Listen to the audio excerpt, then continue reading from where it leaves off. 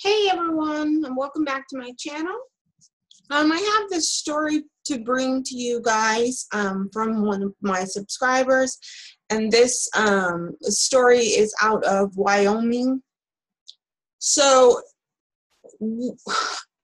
it's just, when I see stuff like this, it's just, I always look to find more information on it and see if any other stations are covering something like this, because this is pretty big news.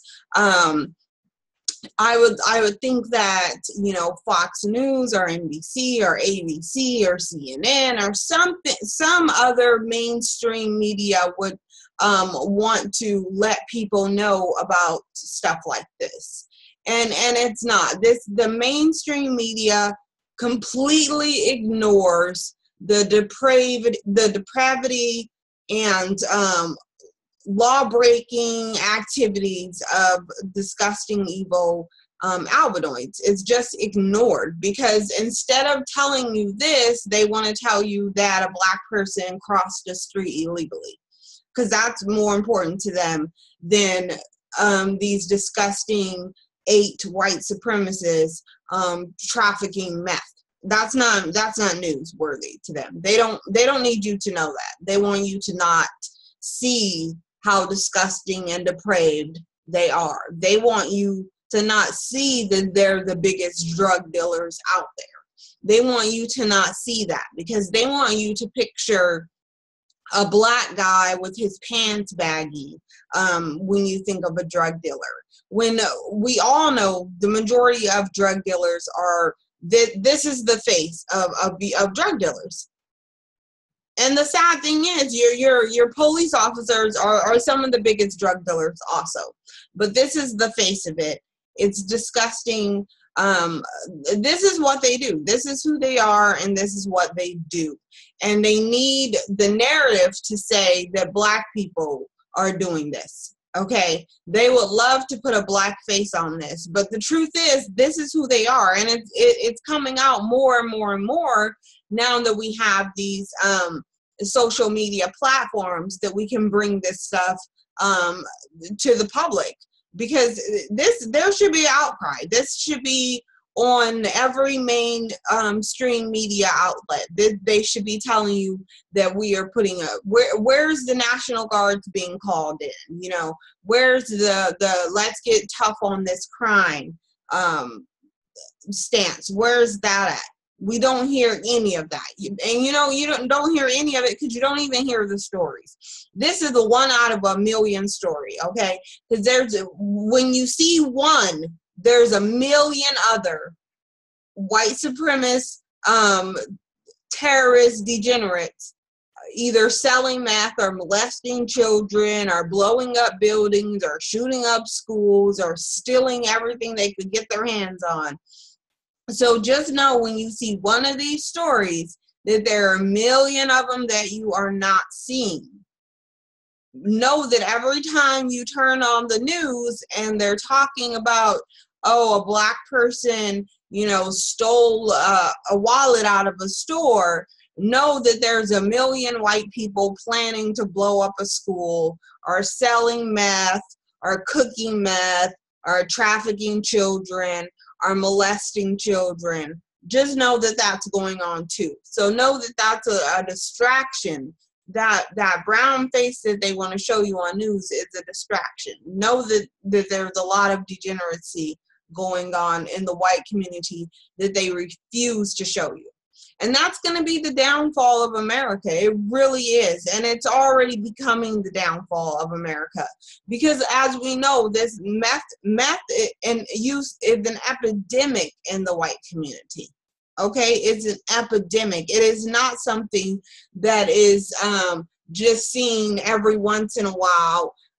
It's very widespread. And in pharmaceutical drugs, an extreme epidemic, so much that, you know, they're deciding that they're just going to go ahead and over in West Virginia, they're talking about how they're just going to go ahead and file a lawsuit against the pharmaceutical companies, because they will rather sue the pharmaceutical companies than hold white people responsible for their own behavior. They can't do that. But just know that these are on epidemic status. They are not rarities. They're not one in a million. This is them. What you see is what you get.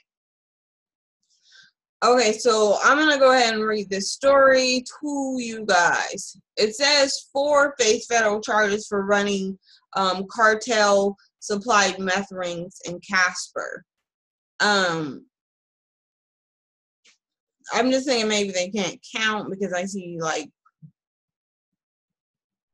7 people here, but whatever. Maybe they're just not gonna charge some of them, which would make no sense, but it is what it is. 8 people were arrested, 4 of them having been charged in federal court in a significant Casper area methamphetamine trafficking ring, which is reportedly supplied in part by foreign drug cartel. They want to just blame it on somebody else. Already they're trying to blame it on somebody else. The U.S. Drug Enforcement Agency and the Wyoming Division of Criminal Investigation worked this case for roughly 14 months before finally arresting Richard Lee Wickham. I wonder if it would have took them 14 months. You see how long it, this is disgusting. These law enforcement agencies, they sure do like to take their time when it comes to these white supremacist terrorists. They sure take their time. They sure to sit on their hands and twiddle their thumbs, because 14 months is a long time to just watch them sell meth and smoke meth and deal meth and roll around in meth and just be methy. That's just whatever. I mean, I say let them do meth. I say leave the meth in their neighborhoods, spread it out, give it to the every member of their society. Go ahead and do this meth. So the chief defendant in the federal case, with about 2/3 of a pound of meth. Why can't I say methamphetamines in his possession on June 27th. Agents with the Department of Homeland Security also helped investigate. In total, 8 people were arrested for involvement in the Wickham drug ring, while a number of people who were associated with Wickham or as co-conspirators were arrested in separate cases. Court documents say Wickham brought enormous quantities of methamphetamines up from the Colorado to sell in Casper and other parts of Wyoming. He rented vehicles to transport the drugs and used large magnets to conceal drugs beneath his vehicle. On one occasion in February 2016, Wickham reportedly hid 25 pounds of meth in drywall compounds and took it to his house in the 3000 block of West Springs Drive in Casper. That is a lot of meth. 25 pounds of meth. So this is no joke right here. But you need to think of how much they allowed to be sold for 14 months. Okay, so it took them 14 months for them to stop this drug ring. So that 25 pounds of meth was probably all sold and consumed by the time they did anything, which is fine with me. Because there's not a lot of black people kicking it in Wyoming and Casper, so that's whatever. Do what you do. He also allegedly brought in 9 or 10 pounds of heroin at one point. Of course, because they love their opiates. They need their heroin. They need their meth. They need their prescription pain medications. This is them. So it's nice that we're finally seeing who they are, and just to a point where we can share. And we need to really change our mental picture of who we're dealing with, because this is who we're dealing with. Okay, degenerates. That's what we're dealing with. Wickham would hold large get-togethers, including a barbecue, in order to distribute his meth to others, who in turn would sell it in the Casper and Gillette area. On other occasions, Wickham would deliver the meth to his buyers by concealing the drug in bags, tools, and potentially even a bucket of sheetrock mud. Wickham would often have buyers come to his house, where he would either deposit the meth directly into the buyer's vehicle, or go for a short drive with the buyers and leave the meth with them. And it all happened while police officers lived just a half block away. So they give you a little map right here. So they're saying, this is the drug cartel that they're buying from, and then there's their middleman, and just like a little map going on, whatever. In 2005, Wickham was sentenced to 6.5 years in federal prison for unlawful possession of a silencer and possession of a firearm relating to a drug trafficking crime. Those charges were filed in U.S. District Court in the District of New Mexico. So we see that these, and this is what I try to talk to you guys about. When they want to sit there and say they want to be tough on crime, Chicago, give the firearms off the streets. These are the people that have the firearms, okay? These crazy methed out white people are the ones that have the firearms. These are the ones that are shooting up schools. These are the ones that are shooting up malls. These are the ones that are just randomly shooting people on the streets. And they have your guns. But you don't hear Donald Trump saying we need to go do a sweep of Wyoming and get the meth and guns off of the streets. You don't hear him saying that, because they don't care if drugs are on the streets. They don't care if guns are on the street. They care if black people are on the streets, period. That's it. While in prison in Florence, Wickham met John Todd Allens. Wickham was released from prison in 2010 for successfully completing a term in federal probation. Allen was also later released from prison. They still want to throw little terms in there, like let's clap for him. He successfully completed his prison term. Like, seriously? Court documents say as early as January 2014, Wickham brought methamphetamines from Patrick Gene Peterson in Colorado. Peterson obtained 10 to 20 pounds of meth every 2 weeks and would reportedly bring loads of drugs to Wickham's house. So they see these are not small amounts of drugs. This is like a baby. It's like, seriously, like a 6-month-old baby amount of drugs. Think of a 10-pound bag of potatoes. Like, this is a lot of meth, okay? So they're not playing little drug games. This is hardcore drug dealing. By the end of August 2015, Allen was dealing meth for Wickham in the Casper area. At that point, Wyoming DCI, which is Drugs Center Investigation or something, agents have been investigating Wickham for months, having started their investigation in April 2015. The first time Allen brought meth from Wickham, he received a quarter pound. Crystal Stangelman, who was with Allen at the time, took most of the quarter pound and sold it to people in Casper. A confidential informant later describes Stangelman as Wickham's main liquidator of methamphetamines, according to the court documents. In June 2015, Wickham began fronting 2 to 3 ounces of meth at a time to Stiegelman at least 3 times a week. He charged Stiegelman $1,200 per ounce, and damn, they were making a lot of money. And continued fronting her meth through June 2016. Stiegelman worked at an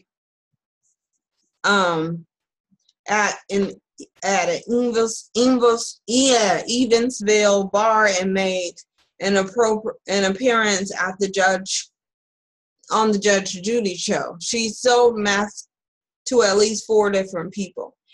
In fall 2015, Wickman took a trip to Florida to visit family. According to court documents, while he was gone, Peterson had Colorado connections, stayed at Wickham's house in Casper, and ran the show, dealing to Allen and others in Wickham and Stan. Allen continued to get an average of an ounce of meth per week to Wickham's until late October 2015. Allen went to rehab.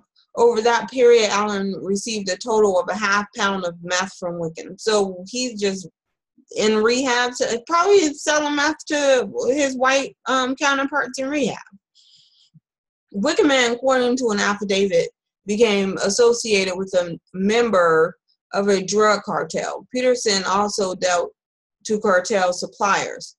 2 cartel representatives would take turns spending weeks at Wickham's house in order to oversee the operation. The representatives, described in court documents as Mexican men, were to be treated with respect. Okay, so I just want to point this out, okay? Through this entire thing, they didn't mention the race of any other of the people. Not the people that were selling, not the people that were buying. No one else got their race mentioned except Mexican men. So no, if there are any black people selling meth with them, that they would have mentioned that in Florida and any other of these places. But they have to mention that one of the person was Mexican. Anyways, Allen got out of rehab in early January 2016 and went with Wickham's house about a month later. Allen smoked meth with Wickham and resumed dealing with him. From January until his arrest in May 3rd, Allen got a quarter pound of meth from Wickham each week on average. On one occasion, Allen got a half pound. Authorities say Wickham was crafty. He didn't deal with many people and never discussed drugs on the phone. In May 2016, Wickham reportedly moving more volume than ever, according to charging papers, but was also taking more precautions. They were letting him. They were helping him take precautions. Yeah, clearly they were not intending to take him down or any of the other ones until they made enough money for themselves. Because you have to realize that if the government didn't benefit from drugs being sold on the streets, they wouldn't be being sold on the streets. It's that simple. Okay, we can pretend that, oh, well, government is doing whatever they can to crack down on street drugs. No, they're not. No, they're not. If they wanted them off the streets, they wouldn't be on the streets. That period.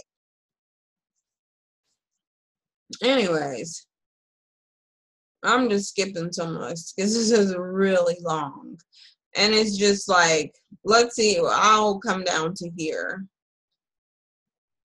Wickham pled guilty in U.S. District Court in January to 1 count of conspiracy to distribute methamphetamines. Seriously?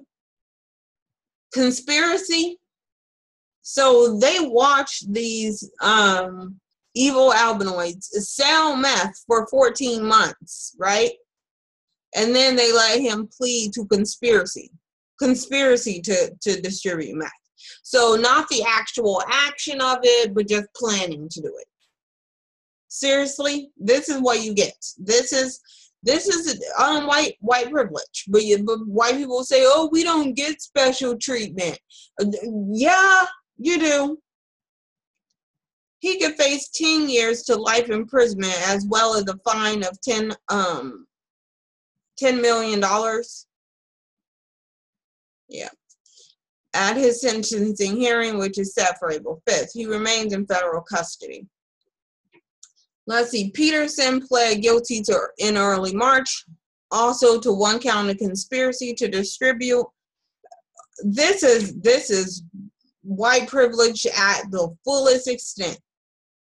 He could face the same penalty and is due for sentencing in May. Allen pleaded guilty to the same crime. He could face 10 years or life in prison. Stengelman was sentenced in January 5th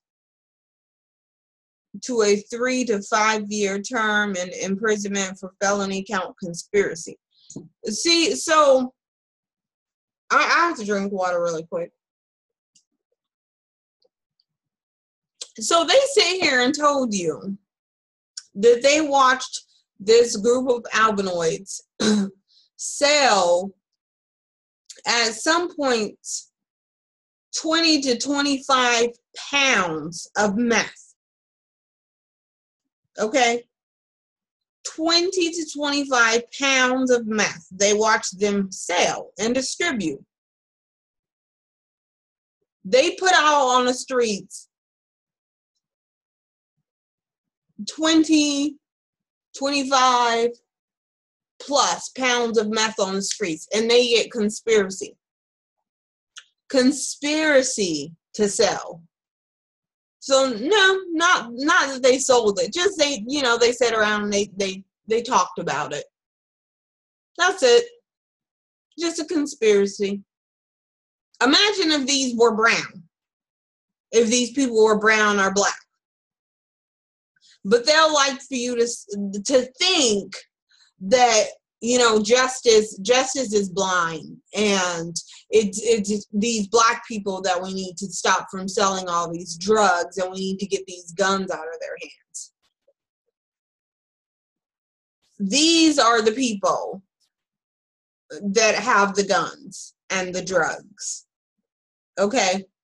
So instead of these disgusting albinoid devils harassing black people on the streets, while they want to enforce this or reinstate this stop and frisk so they can harass black people, they're allowing these disgusting demons to put 50, 60 pounds of meth on the streets and then give them conspiracy.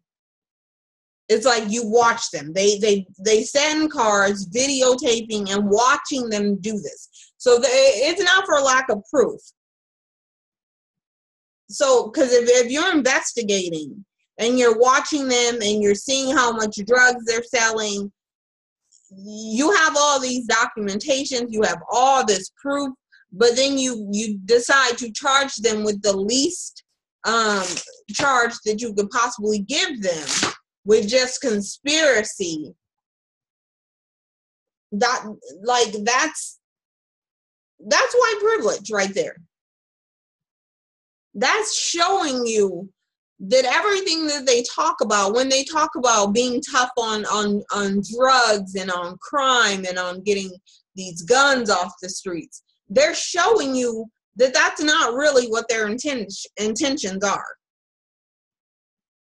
Okay, so when all these stupid, disgusting trolls are in the comment boxes putting, oh, well, what about Chicago? And we need to make our streets safer. These are the people that you need to get off the streets in order to make them safer.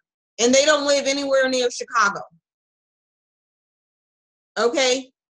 So turn around and look at your white neighbor. That's who should be off the streets. Look at your white co-workers. That's who should be off the streets. These are the people that need to be off the streets in order for the streets to be safe. Now, so what I pulled up on this one right here because I just wanted to make sure that there was another, to get some more information. It's pretty much just saying a bunch of the exact same stuff, same map, everything's just pretty much the exact same.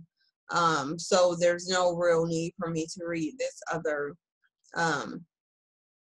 article, but I just wanted to make sure there is some more, you know, at least one other site that I could look at. So I'm gonna go ahead and put these links in the description box, so you guys can, if you guys want to read the other one or read this one thoroughly. But this is disgusting, guys, and this is what our reality is. Okay, it's not what we're being shown on CNN and Fox News, because Fox News isn't covering this. No mainstream news is putting this out there, because this is not the narrative that they want you to see. Okay, this isn't what they need you to believe. They need you to believe that it is black people and Mexicans that are selling the drugs. That's what they need you to believe, so that's what they're going to show you. They don't care if they have to make up the story. They don't care if they have to cut and paste and find black people off Pinterest and put their picture up there. They will do that if they need to do that. Okay, this is what they want to hide, and they want to give them conspiracy after they put out 50, 60 pounds of meth out on the streets. Like, honestly, black people don't really be doing meth, so I don't care how much meth they put out on the streets. They can go ahead and rain it from, you know, from the sky, and I wouldn't care. But what I'm telling you is, when they're sitting there trying to justify the slaughtering of black people, trying to say, oh, they're putting drugs out on our streets. No white people are putting drugs out on your streets. No white people that are felons are putting the guns out on the streets. Because these people, before they even got caught, were felons, and they still have guns. So you need to tell your little Donald Trump that maybe he needs to go to Wyoming and put some National Guards on those streets and get the drugs off those streets and get the guns off those streets. Because you're not hearing about any of this, because they're not telling you. It doesn't mean it's not going on. People need to turn off these Fox News channels and CNN. That's fake news. CNN, NBC, ABC, CNN, or I already said that, but those are fake news. That's your fake news. They have a narrative that they need you to believe, and that's what they're going to show you, regardless of whether they have to make it up or not. Realize what your face of evil looks like. Realize what the face of your drug cartels look like. Realize what the face of illegal guns on the streets. This is what that looks like. It doesn't have a brown or black face. It has a white face. Anyways, I'm over this. Thank you guys for watching my video. Please like, comment, and subscribe. Share these videos as much as possible. You can just push, if you go down to on your page, it'll say share, and you can share it on Facebook. You can share it on Twitter. Oh, right here, look at that. You can just push share on Twitter and Facebook, and that will be greatly appreciated. I want to thank everyone for that donated on my Patreon. Thank you so much. I'm pretty sure this video is going to be demonetized, as most of my videos have been, but we need to get this out there. So if anything, if you guys could please just share these videos so that more people can change their view and their opinion of what evil looks like, because this is true evil, and people need to see that. We need to change our mindset, and videos like this will help to do that. So thank you, and have a good day.